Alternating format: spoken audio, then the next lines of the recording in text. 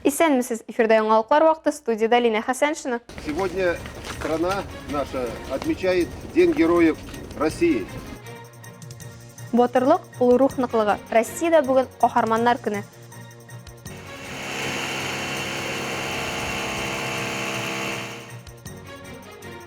Район башлыгы төзелеп килүче объектлар белән таныша. Комиссия космонавтов. Зачем люди летать в космос? Азнакайлар космонавтлар белән элемтәдә.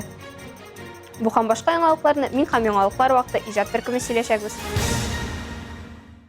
9 декабрьдә Россиядә Ватан каһарманнары көне билгеләп үтелә. Бу истәлекле көндә хезмәт бурычлары һәм батырлыгы аерылгысыз булган кешеләрне хөрмәтлиләр. Сегодня страна наша отмечает День героев России. Батырлык ул рух ныклыгы, кешене бизи һәм исемен мәңгеләштерә торган матур күренешләрнең берсе. Юкка гына халык рухы бөеклекне алга куймагандыр.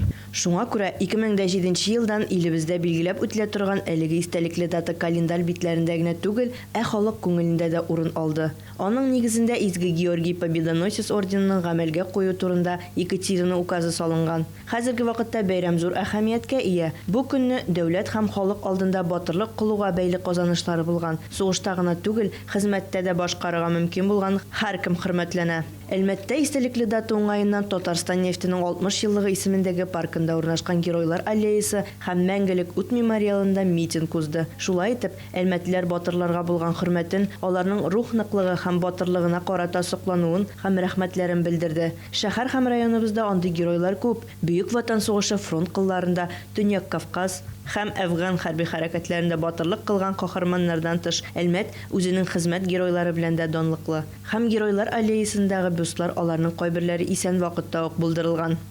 Из 22 героев труда, социалистов труда и 2 кавалеров трех. Бүгенге көндә 22 социалистик хезмәт герое һәм 3 хезмәт даны ордены кавалериясының берсе генә исән. Без аның белән аралаштык. Аңа 82 яшь һәм ул үзен яхшы хис итә. Пообщались с ним. Еще раз убедились, ему 82 года, и он себя хорошо чувствует.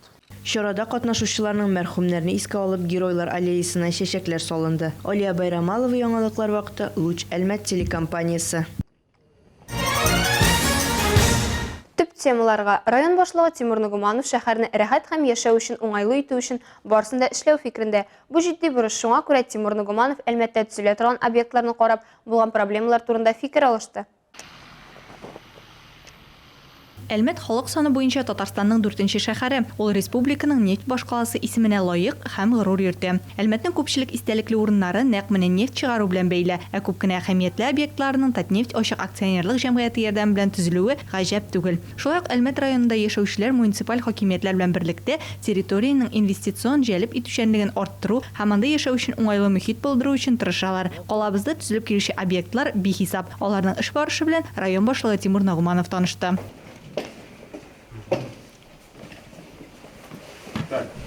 Уборку еще до конца не сделали, да? Әлмәт районының берничә балалар бакчасында капиталь ремонт уза. Алар республика программасына кертелгән. Һәр бина буенча финанслау суммасы һәм эш төрләре билгеләнгән.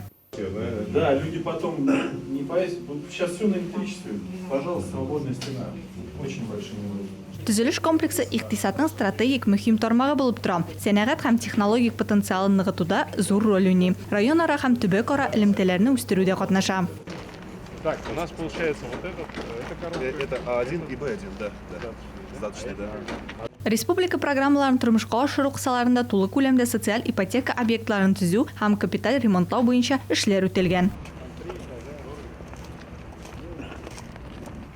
Район башлыгы эштә бар тик сыйфатлы материаллар гына кулланырга теге яки бу проблемаларны һәм шикләрне шунда ук тикшерергә кирәк дип билгеләп үтте. Шулай ук Тимур Нугуманов ремонтлау һәм төзү эшләре башкарган башкаручыларның да җаваплылыгы мөһимлеге турында да әйтте. Алсунуриева, Рафаэль Сафин, яңалыклар вакыты, Луч Әлмәт телекомпаниясе. Киләчәктә Darkstoreның пилот проектын гамәлгә ашырырга планлаштыралар. Darkstore ул онлайн заказлар буенча ризык китерү өчен азык-төлек белән махсус склад. Алар үзенчәлекле система белән аерылып тора. Ул гадәти супермаркетлар системасына охшамаган, җыючыларга заказлар җыярга уңайлы булсын өчен товарлар махсус отсекларда урнашкан. Бу маркетплейсның беренче Dark Store һәм ул нәкъ менә Әлмәттә тормышка ашырылачак. Бу хакта район башлыгы Тимур Нугуманов үзенең Instagram аккаунтында чираттагы туры эфир вакытында сөйләде. Причем доставка продуктов будет бесплатной. Өстәвенә сервистан азык-төлек китерү бушлай булачак. Алар заявкага реакция өчен 15-20 минут вакыт бирергә телиләр. 15 минутта сыйшачакбыз диләр. Шулай Әлмәтләр тукланып продуктларын бакалейдан алып, шимбә иртәнге аш ингредиентларына кадәр заказ бирә алачак. Әлмәтче смогут заказывать повседневные продукты питания от бакалеи до ингредиентов для субботнего завтрака. Dark Store'дан тыш эшмәкәрләр өчен товар тапшыру пунктлары ачылачак. Бу бирү пунктлары гына түгел, маркетплейс белән эшләүче һәр эшмәкәр килеп, алга таба маркетплейста сату өчен үз товарын китерә ала торган пунктларда булачак. Интернет мәйданчыкларда бизнес үсешен район башлыгы төбәгебез эшмәкәрләре белән уздырылган киңәшмәдә уртага салып сөйләште. Анда башкарма комитеты җитәкчесенең икътисад буенча урынбасары Андрей Подавалов һәм район җитәкчесенең цифрлы үсеш буенча урынбасары Рифнур Камалов интернет мәйданчыкларда эшләүче шәхси эшмәкәрләр Татарстан Республикасының көньяк-көнчыгышында эшмәкәрлек фабрикасы проекты җитәкчесе Ирина Макарова катнашты. Соңгы елларда бигрәк тә коронавирус инфекциясе таралуга бәйле рәвештә мондый пунктлар аеруча популяр булды. Интернет заказлар эшлиләр күпкә ешрак һәм шуңа бәйле рәвештә үсеш нокталары берничә тапкыр арткан. Чыннан да, әлбәттә, алар һәр адым саен диярлек. Тимур Нугуманов белән очрашу барышында эшкуарлар бизнес җәмәгатьчелекне борчыган мәсьәлә интернет мәйданчыкка дөрес чыгу турында фикер алыштылар. Нәтиҗәдә интернет мәйданчыкка ничек дөрес итеп чыгу, югалтуларны булдырмау стратегиясе төзергә кирәк дигән уртак фикергә килделәр. Ознакай шәһәр аэродромы территориясында радио сөйшүләр түгәрәк эшләп килә. Бирүгә йөрүче мәктәп укучылары Татнефтьнең Ирак космик радио элемтә гранты программасын тормышка ашыру кысаларында укытучылары Ринат Вәлиев җитәкчелегендә космонавтлар белән 4нче тапкыр элемтәгә чыктылар. Радио элемтә сеансын космонавтлар Антон Шкаплеров һәм Петр Дубров уздырды. Теманы Илмира Шәрифуллина дәвам итә.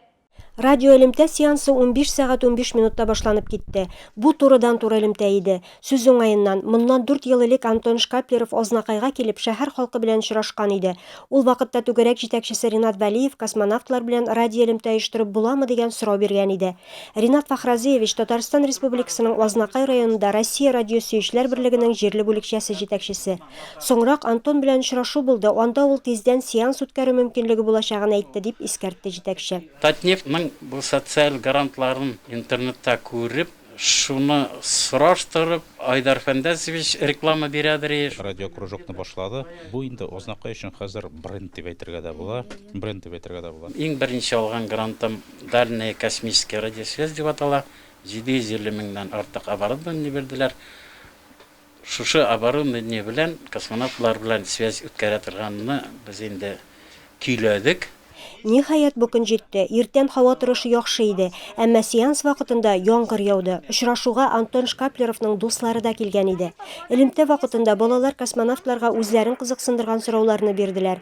Иң яшь катнашучы Камил өчен бу беренче сеанс иде. Камилга бары 5 яшь. Комиссия космонавтов. Зачем люди летают в космос? Очень приятно, что такие молодые люди задают нам такие интересные вопросы. Надеюсь, кто-то из вас обязательно станет космонавтом. Бирегә балалар биттеләп йөриләр. Балалар бакчасыннан ук йөрүчеләр бар. Малайлар һәм кызлар елына 58-60 ярышта катнашып, һәр вакыт призлы урыннарны яулыйлар. Бүгенге көндә 243 укучым бар. Иң өлкән яшьтәгесенә 73 яшь дип горурланды Ринат Вәлиев. Үзе дә бик кечкенә вакыттан радио элемтә белән кызыксына башлаган. Минем абый радиоприемниклар ремонтлый иде, дип искә алды Ринат Фахрази улы. 6 яшьлек чагымда абыйның запас частьләрен урлап приемник җыйдым диде. Татнефть акционерлык җәмгыяте 2019 елда фән, мәгариф һәм агарту өлкәсендәге казанышлары өчен Ринат Фахрази улына грант тапшыра. Бу суммага радио элемтә түгәрәге эшчәнлеген камилләштерү максатыннан техник җиһазлар сатып алынган. Бу хакта Татнефть компаниясеннән килгән вәкил Марат Зәлятов та искәртеп үтте. Бу дөньяви әһәмияткә ия клуб. Мондагы җиһазлар Татнефть ярдәме белән алынган. Гомумән Татнефть компаниясе Ринат Вәлиев кебек инициативалы кешеләргә, балаларга ярдәм итеп килә. Антон Әлмәткә дә килеп йөри. Дустыбызның тавышын галәмнән ишетү безнең өчен бик кызыклы һәм мөгъҗизалы булды. Бүгенге турыдан-туры элемтә уңышлы килеп чыкты. Балалар үзләренең җитәкчеләре белән космонавтларны алга таба җиргә төшкәч, Ознакай җирлегендә кунакка көтеп калалар. Илмира Шәрифуллина, Рөстәм Әкбәров. Яңалыклар вакыты Луч Әлмәт телекомпаниясе. Соңғы тәулік ішінде 194 татарстанлы коронавирус инфекциясы белән ширләгән. Шул ук вакытта 2 кеше вирусны республикадан читтә эләктергән. Калганнары контакт юлы белән ширләгән. 72 кеше хастаханәгә салынган, 122 кеше өйдә дәвалана. Шулай итеп, пандемия вакытында Татарстанда коронавирус инфекциясының 40,044 очрагы ачыкланган. Аларның 33329-ы инде терелгән. Шул исәптән 219-ы узган тәүлектә үлгән. Беренче вакцинацияны 2,165,389 кеше үтте. Шуларның прививканың 2 компонентында ясатучылар 1,854,987 кеше. Ә хәзер кыска вакытлы рекламага бүленәчәкбез. Аның артыннан ук безнең эфирда. И хочется сказать огромное спасибо всем, кто принял участие в нашей декаде инвалидов.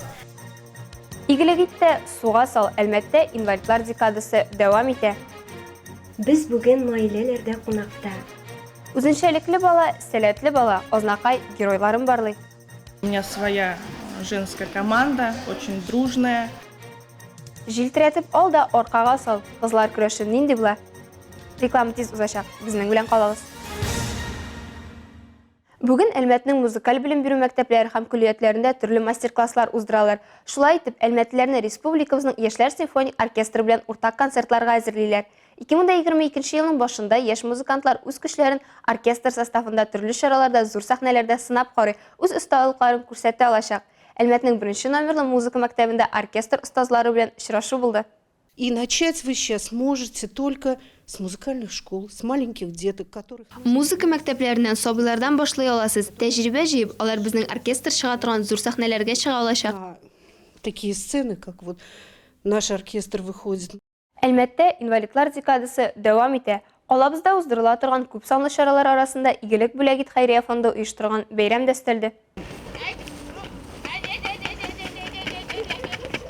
Бүген шәһәрдә һәм районда 11,000 мөмкинлекләре шикләнгән кеше яши. Шуларның 783-е балалар. Монда очрашулар балалар өчен дә аеруча кирәк. Бәйрәм кәефе әти-әниеңнән тыш үзең турыда кайгыртучылар булуын белеп үсү кемгә дә кадерле. Җиңел канатлар урам театры артистларының тамашасын балалар тәрәзә аша менә инде 2нче ел күзәтә. Алар белән бергә калабыз волонтерлары да балаларны күптәнге дусларына әверелде. Шулай бергәләп бәйрәм катнашучылары электрон яшүсмерләр клубына күчте. Аның белән бергә игелек бүләк ит хәйрия фонды озак еллар хезмәттәшлек итә. Фонд директоры Гөлнара Әйипова сүзләренчә, үзгә балаларга ярдәм итү дигәндә, калабыз оешмалары да гади кешеләрдә атлыгып тора. Шулай итеп, соңгы елда фонд 1000-нән артык гаиләгә ярдәм иткән. Шул арада гына да дәвалап булмый торган балалар өчен 6 газель машинасы кирәкле әйберләр җыеп узатылган. И хочется сказать Бүген бәйрәмдә катнашкан балаларга да, декадада ярдәм иткән барлык оешмаларга да, аерым кешеләргә дә зур рәхмәт әйтәсе килә. Бу дөньяда игелек кылырга теләгән һәркемгә безнең фондның ишекләре ачык. Нашего фонда и делать, успевать добро в этом мире. Игелек бүләк ит фонды инде берничә кабат Татнефть компаниясе хәйриячелек фонды грант бәйгеләре җиңүчесе. Шуның исәбеннән калабызда сәламәтлекләре шикле балалар өчен шахмат түгәрәге оештырылган. Шахмат тренеры Рафаэль Бадретдинов бу секциянең бик популяр булуын ассызыклый. Шул вакытта үзенчәлекле балаларның аерата сәләтле икәнен дә күреп соклана. Хочу сказать, что шахматы – это уникальный инструмент творческого развития детей. Шахмат ул иҗади фикерләрне үстерүгә ярдәм итә торган уникаль корал. Ул утырып эшләргә, уйларга өйрәтә. Әгәр дә шахмат уйный белә торган кеше башка спорт төре белән шөгыльләнә икән, ул көндәшен һичшиксез җиңәчәк. Достигают огромных результатов, потому как опережают мысленно своих соперников. Игелек бүләк ит фонды өчен инвалидлар декадасы ай ахырына кадәр дәвам итәчәк, чөнки алар өчен игелек һәм бәхет бүләк итү көн саен башкарыла торган гадәти эш. Радифа Нагманова, Милена Валиева, Рафаэль Сафин, яңалыклар вакыты, Лучелмәт телекомпаниясе. Ознакай районда барган инвалидлар декадасы кысаларында район башлыгы Марсель Шайдуллин балалар кырында булып күчтәнәчләр тапшырды. Аларның тормыш шартлары, укулары белән кызыксынды.